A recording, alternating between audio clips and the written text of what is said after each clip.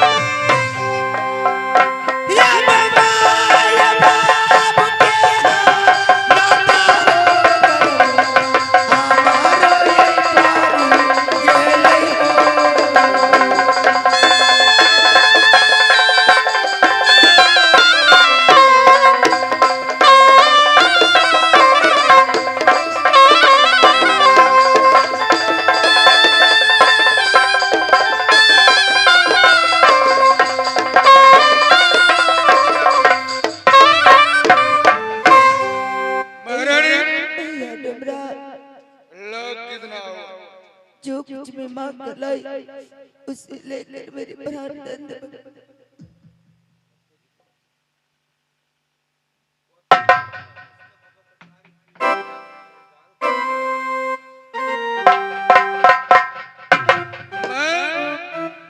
मैं तुम्हें जान छोड़ देता हूँ, लेकिन ये कहो मोहब्बत जाएगी महारानी?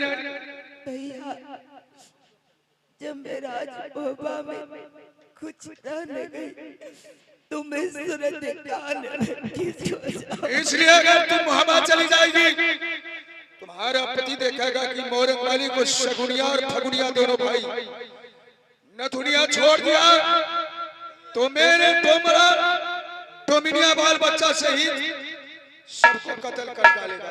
नहीं भैया, इसलिए इस जंगल होकर किला में चली जाओ, नहीं तो अपनी नैहर चली जाएगी और भीख दुख मांग कर खाना, समझ गई? मैं अब से राजभोपा मुख दिखाने वापस कभी नहीं जाऊंगी भैया।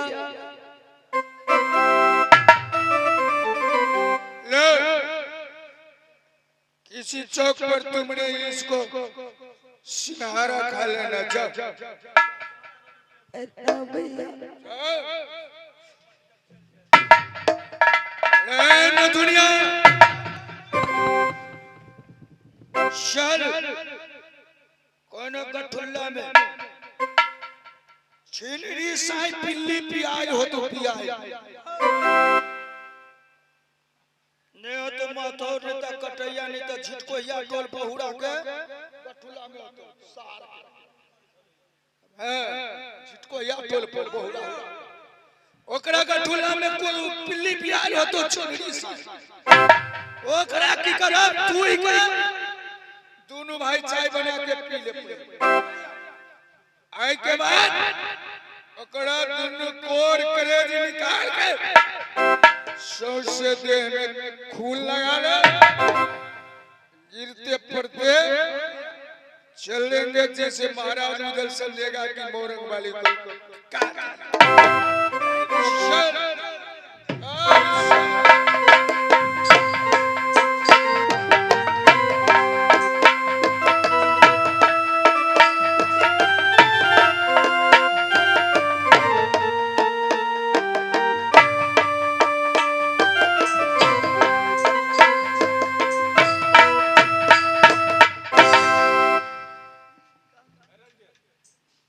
मैं कहाँ जाऊँ इस समय? क्योंकि तुम्हें नाई नबल दुल्हन राजभोपा में आई थी। ओ नाई मोरा मानू आ रहिया मोरा ओ गावा आ जा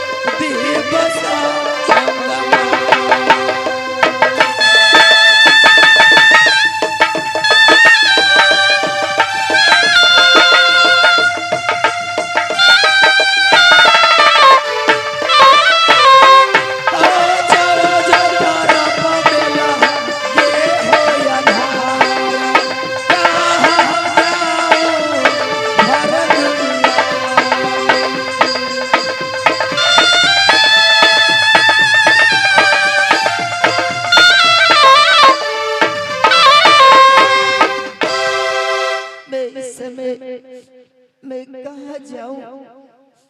ना मुझे कोई रात को जानकारी ना कोई नजर में सूझ रही, सारी संसार अंधेरी अंधेरी है। अब कौन तपा देसिया सलब जरा ले प्रीतिया हम जरा ले प्रीतिया अब धारा मैं जोगीनी याद भे।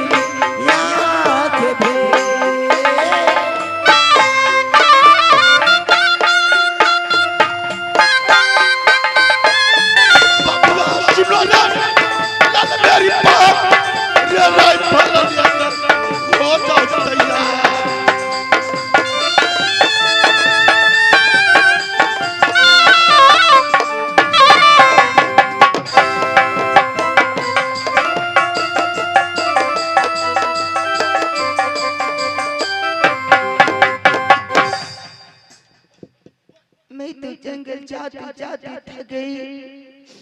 आज ऐसी आदमी क्या देख रही हूँ जो ये जंगल में रोशनी प्रकाश कहाँ से आ रही है। मैं वहां जाकर देखती हूँ जो कोई मंदिर ए जंगल में है जहाँ से रोशनी फैल रही है। मैं वहां जाकर देखती हूँ अगर कोई मंदिर होगा ये सारी रात का मालूम इस मंदिर में सारी रात का मालूम ये दीदी इस मंदिर।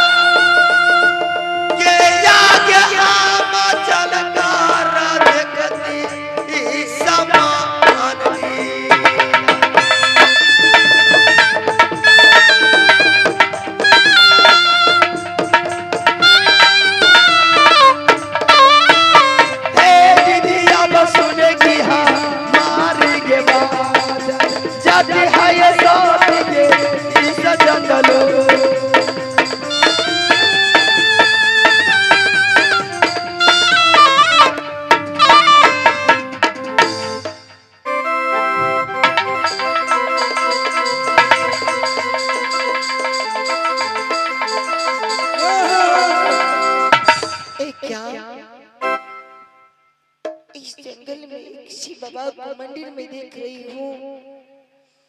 मैं यहाँ से जाती हूँ किसी बाबा को मंदिर में, आज सारी रात उस मंदिर में गमा लूंगी। सुबेरा होगा मैं कोई नगरी नजर आएगी, मैं वहाँ चली जाऊंगी।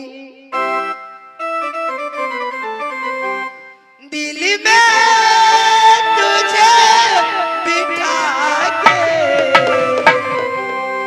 कर लो मैं बंदिया के पूजा करोगी होगे होगी।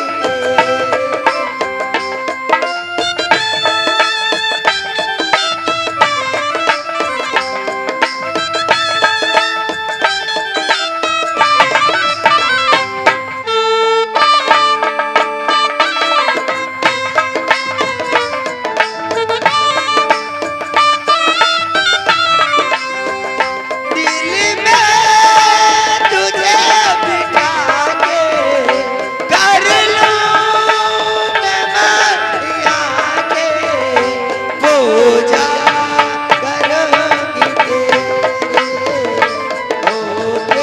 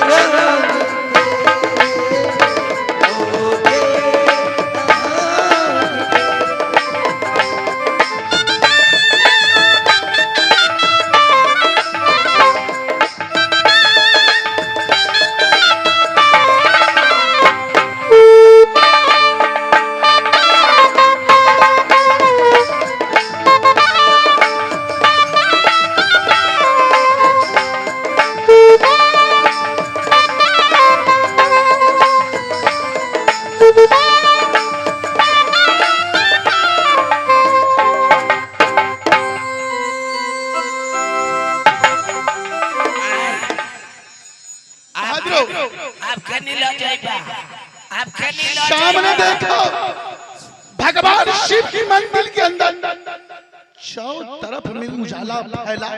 सही भाई सही माने ये प्रकाश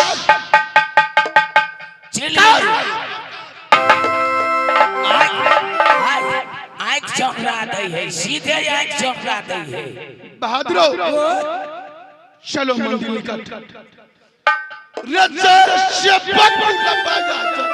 मेघा को घेरा लंका घेरा लिया हनुमान रजस्मला माछा को घेरा रवसया घेर तो शिव घेरता कालर प्रकाश लगे मंदिर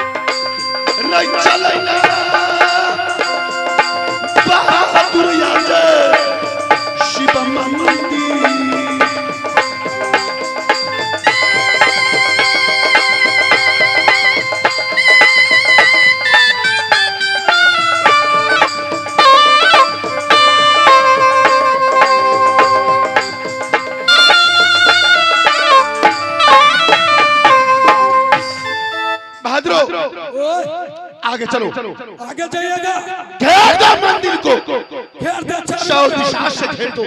ठीक है, चलिए चलिए।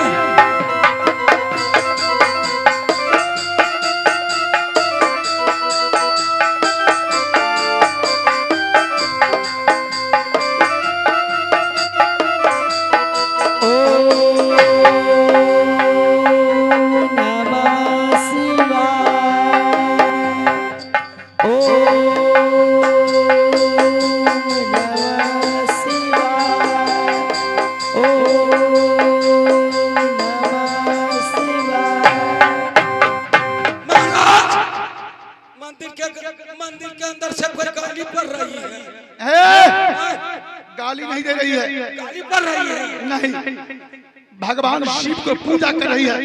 भगवान शिव को पूजा कर रही है। मैं तो सोचा कि गाली दे रही है। दे रही है, दे रहा है, कौन है? मिहिका बाजार जाओ, आखिर वही तो नहीं है। उस शकल की, उस सूरज से सारा ही प्रकाश है। आगे बढ़ के मंदिर में देख लो, जाओ। नहीं जाते बच्चा, अपने राजा भागा नहीं जाते। कहीं भूत मनुष्य देवा होते तो हमरा गुरु जी के जाने की वैसे मंदिर में हमने भोग चढ़ा दे लगता।